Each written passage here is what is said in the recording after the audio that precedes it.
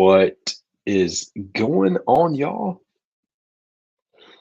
Gonna give folks another minute to tune in. I think I actually have my internet connection fixed.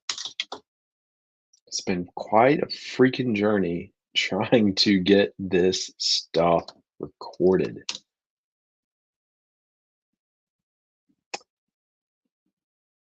If you are listening to this show, you can join in, comment, let me know your thoughts directly on YouTube, of course, in the YouTube chat. You can also comment on Facebook. Yeah, I guess some people still use Facebook, me, and of course on Twitter, X, X. Gotta use the right terminology, folks. Hope y'all are doing well. I'm trying to get logged in here. Let's see what we got.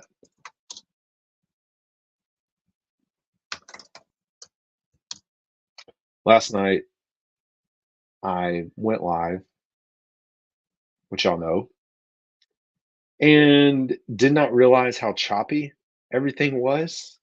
So I sat on here.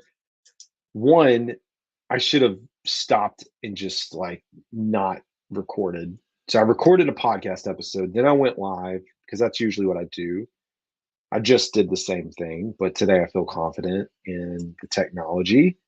But I did all that and I'll go downstairs to start editing the podcast. And I realized that it's just all choppy, lagging, audio didn't record right. Usually I record a backup audio. So I record the video on the laptop, and I've got like an old, like 2011 desktop MacBook. I should probably look at the camera. Got a desktop MacBook that I use to record the audio with the microphone. I just use GarageBand, very basic, but I do that. The audio is a little bit better. So I like to merge those because it works a little bit better than the AirPods. But I did all that, and this was like the third time this week I've tried to record. Things kept coming up as I was doing this. Finally realized that the reason things were shaky was our upstairs Wi-Fi extender was not connected to the internet. So I was trying to use the signal upstairs. There was really no signal up here, which makes sense for why everything was spotty and not working. What a freaking mess, folks. Hey, tournament challenge is here. And I'm ready to hear who you are picking. And let me switch over this because we have comments. What's up, man? Reverend Saul.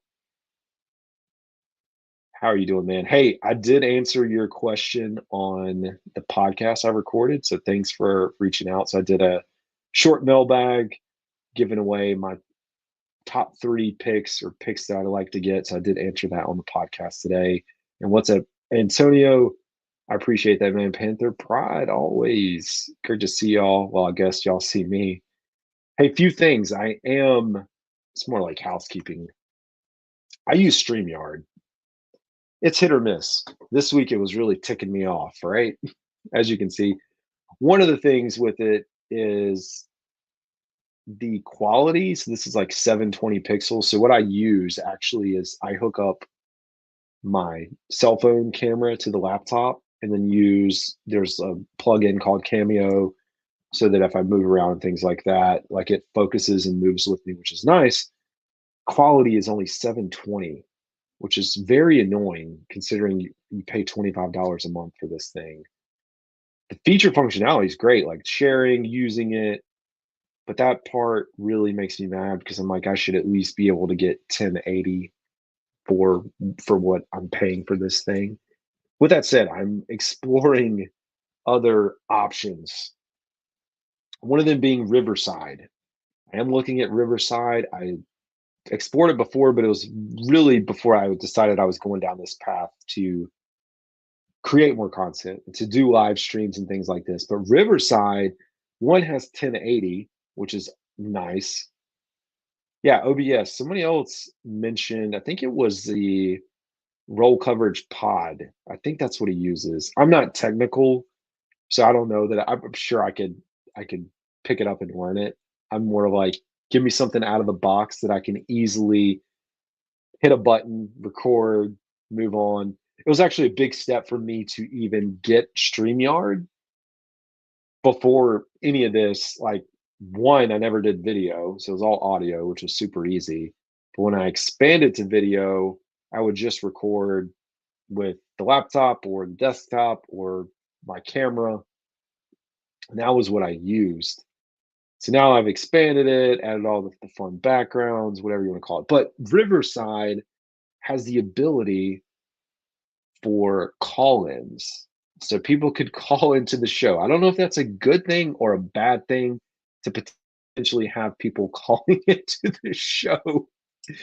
Because, I am family friendly for yeah, I mean, I really am family friendly, and I family friendly on air, right? Not to say off air or pre-recording. Sometimes I say things, watching games, I say things. You can just ask Nolan. But yeah, I don't know what that would look like. I'm gonna have to test it out. But I think once, I don't know if I got like 2 weeks left with like what I've paid for StreamYard, and then maybe I'll look to move over and use use Riverside. But hey, March Madness. March Madness is upon us. The ACC coming in looking like doo doo last night with the University of Virginia, making us all look stupid. And last night I talked about the ACC. It was choppy. So who heck? I don't know what you actually heard if you tuned in. I'm an ACC guy, so I grew up in North Carolina. But I think we are seeing the end of the ACC. Like, this is it, folks. With Florida State, filed their lawsuit. You now have Clemson filing their lawsuit. It's only a matter of time. There was originally that Magnificent Seven schools that were coming together in North Carolina, Virginia, NC State was even a part of that. I can't remember the last few, but you had those group of schools that were against expansion, wanted to figure out how to leave. And I think we've reached that point, unfortunately. And even with the expansion to bring in SMU, Cal, and Stanford, like, I don't know. It's not going to be enough. It's not going to be enough for the ACC. So I don't know how much longer we're going to have of this conference. But speaking of which, I'll get off of worrying about how bad the ACC is right now and how they just decided to sit back and watch Big Ten, SEC, even the Big 12 grow and expand, and they just sat here and twiddled their thumbs. I'm here to talk about March Madness in a fun way. We know we have the play-in games going on right now. Let me go back and check this live. I say going on, we just had one wrap, right? Grambling took down Montana State in overtime. Those are the two 16 seeds. Coming up shortly, we have 9:28 Eastern Time, Colorado and Boise State. Colorado and Boise State kicking off on True TV. Good for them. I'm here, though, to say if you are using ESPN, and I don't remember what it's called. I'm not, paid by ESPN. ESPN Tournament Challenge, I think, is the app, which I know you can also go online and subscribe to ESPN or sign up there.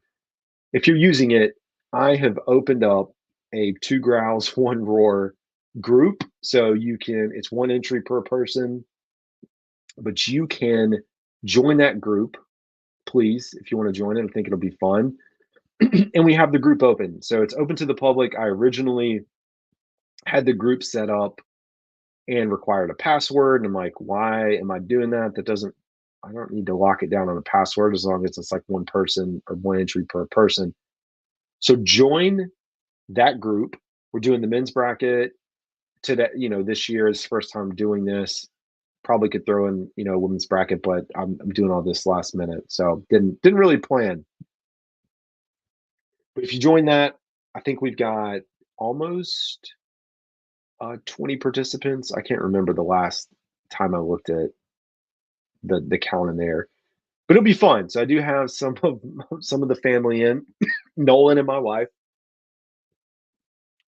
I'm in there. You know what I should have done? I should have had Pearson make his picks. I'm an idiot. This is what I get. Maybe tomorrow. I don't think I'll have time. I'd have to do it like early in the morning to get him to fill out a bracket. For those who aren't aware, Pearson, a little over a year old now.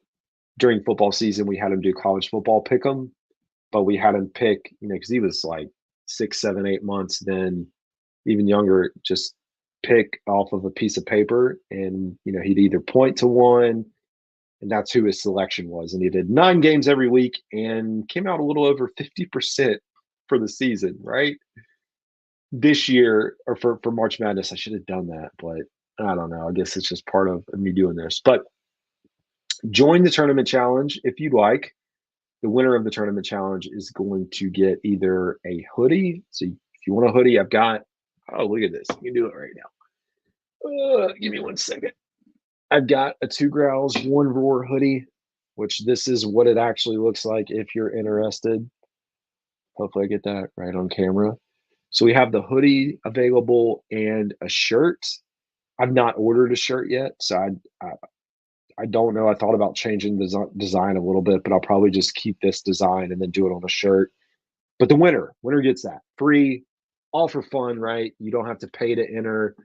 Hopefully, like year over year, it'll grow, and I think it's just fun to do because these things always like blow up. Right?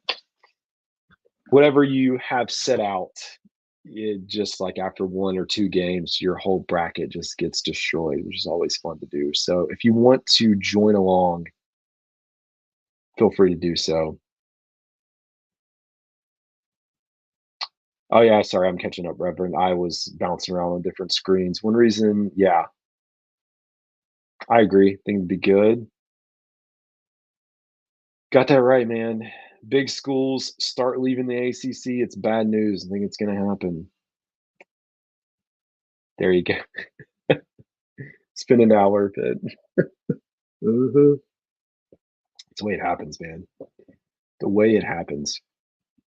Well, anyways, fun time. So I went through earlier this evening and recorded a grade for each of the acquisitions for the Carolina Panthers through this offseason. I'm gonna say it kind of worked out that the Panthers, or that my recording messed up yesterday because I was recording that Justin Sternad, probably not saying that right, but I recorded him coming here because it was reported, but it was not official. And then he has this last minute change of heart, goes back to Denver.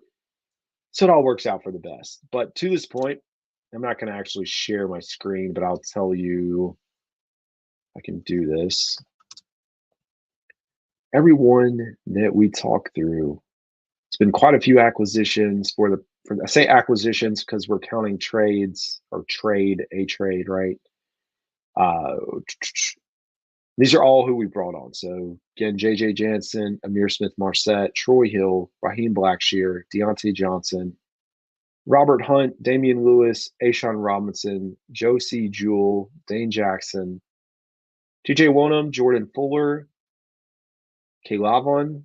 Kalavon, I hope I got to learn how to pronounce his name. Chasen, outside linebacker, Yash Nijman, offensive tackle, and David Moore.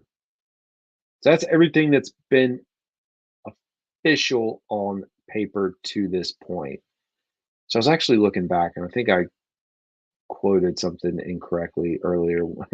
Now that I think about it, 1, 2, 3, 4, 5, 6, 7, 8, 9, 10, 11 new additions. Because I think when I was looking at total free agents, I forgot that we brought back a few guys.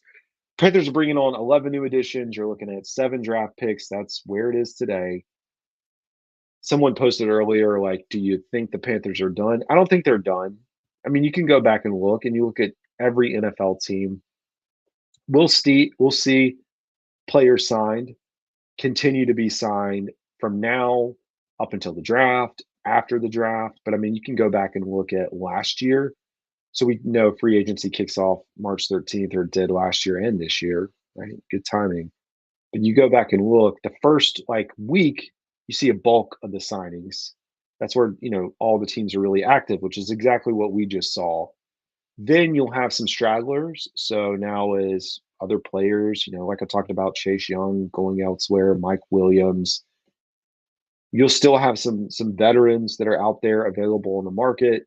And at that point, it's like, okay, now we're going to start negotiating. Even Jadeveon Clowney, a lot of people have talked about him. He likes to wait to make his decision, and I'm with him doing that. Like, go for it, man, because you get to miss out on OTAs, you get to miss some of the summer, you get to just show up whenever you want and jump right in, be a contributor to the team. And it's worked out pretty well for him, right, over this last few years. So I like that. But yeah, looking back at last year, so free agency starts on the 13th. Within that first week, like 8 or 9 guys are signed. Then you start to see DJ Chark was signed. Again, we're talking about just for if you're just tuning in, referencing additional free agents that are likely to happen, transactions that are still going to occur. So at the end of March, we have Chark. Then into April, we bring on 4 additional guys. Kamu, and shout out to Kamu, just signed with the Minnesota Vikings. John Pennicini, Eric Rowe, and Demir Bird. So those all happened early April to mid-April. So I would anticipate the same thing. So I think another 3 or 4 signings that'll happen over the next few weeks, and we'll see that continue to build out. Then you move into the draft. So of course, we'll go through the draft, negotiate those contracts. Hopefully, you think early-ish May, you'll have most of those sorted out. I know Bryce took a little bit longer last year. Then you'll see a massive signing of undrafted free agents. So again, some of the things I've talked about, and I don't even know if it cut off on the stream. Undrafted free agents, how they tie into the top 30 visits. So as you try to keep track, if you are keeping track of the top 30 visits, one thing to note is you're going to see a lot of the big names that, oh, yeah, that makes sense that we're bringing this guy in. And then you're going to look up and see a Bumper Pool or whoever, insert whatever name. You'll see a few of those because what's going to happen is you're looking at guys that you could potentially draft, but you're also looking at some of the guys that are not going to get drafted. And it's an opportunity to kind of start a recruitment for those players. Cause like if you're an undrafted free agent, it's your choice. You go wherever you want. So what you're trying to do, or at least the team, is like, hey, yeah, we know we really like you, man. Don't think that you're going to be able, if you don't get picked up or drafted, we'd love to have you here. I think you'd be a great fit. You can compete in training camp. Like to see what you can bring to the team. So we saw that. We saw that last year with Bumper Pool and Iku Leota. And, Iku ended up actually making the 53-man roster later in the year. So I say that. So watch as all those things are going to happen. One of the things that likely still needs to happen is you're going to see a few quarterbacks. Don't get scared if you're a Bryce fan. It's normal to bring in, especially coming into the offseason, you're going to need bodies. You're going to need quarterbacks. You're not going to have Bryce Young throwing every day. I mean, every single, drill or practice, whatever it is. So you're going to have some bodies out there on top of the Andy Dalton that you already have. So I look for them to carry, again, going out, finding that undrafted guy to bring out onto the roster. But that question just ties into, I know someone posed, like, do you think we're done? Man, I'd say, yeah, the bulk, because if you look out at the market, like, I don't know who is like, yeah, there's a few names, few guys remaining, but it's not like the market is thriving, that we're opening up the New York Stock Exchange and stocks are booming, right? Everything's settled. Everyone's going home, right? No, not much left. So let me jump back into the chat. Sorry. Did I get a chance to watch the Zoom? Yeah, I did get to watch some of the snippets. So I went through DJ's and Damien's, right? Those are the 2 that came through. I did get to watch those. I think there were more today, right? It was Robert Hunt. I did not get to watch Robert Hunt's Zoom yet. And for reference, some of the new free agents had Zoom calls with the local media, or I say local media, the Panthers reporters. And so we got to learn a little bit more about the team. We're starting to see, Panthers.com put out their content. A lot of our other local reporters staying up to date. So there is, I'll tell you who's out here. If you're just like, hey, I want to go out and watch and learn about players. So DJ Wonnum is out, Damian Lewis, that was 2 days ago. Today we had Jordan Fuller posted and Robert Hunt. The one thing that I got out of Robert Hunt is that Robert Hunt would like a Tesla truck. I tagged Tesla in hopes that, hey, do I get some kind of referral credit, and included Mike K. Apparently, every time he's gone to order, the price has gone up and they only have one color. I don't know. So get this man a Tesla truck. But he was asked, like, what are you going to do with your big contract? Like, good for him. $100,000 truck. I don't know if I'll ever imagine what that is like to have a truck that expensive, man. God, it's crazy. Sorry, I left that one up. Yep, Lewis and Hunt. I agree, man. Really like what we are doing. And I even saw PFF give us a little bit of praise earlier today. Like, I know everyone is bashing us right now. You have Colin Cowherd out here saying that we couldn't even get a toasted bagel for Bryce Young if he were to, be traded. Everyone else just downing, like, what are the Panthers doing? Why? And then we're building an offense around Bryce Young. That's exactly what we're doing. We're doing everything you're supposed to do to help this quarterback. What was I going with that? Dang it. I talked about Colin Cowherd. Let me go back to what you said. Oh man, this is what I get. Totally draw. Oh, PFF.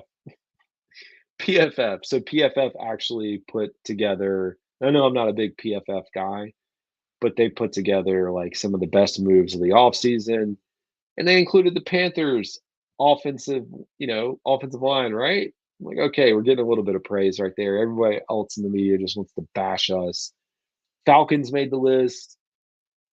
Receivers, offensive improvement. Falcons are the Falcons, right? Until they actually can do something, although I am a little bit worried about them this year. We'll see, though. We'll see how things shake out. Well, my friends, it is 9:34. I have to go cut this video now that it actually works. So I'm going to go get this cut.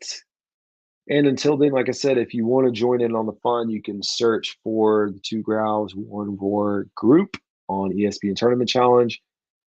Glad to have y'all join the fun and get to see some of the madness. Until next time, see y'all later. Y'all have a good one.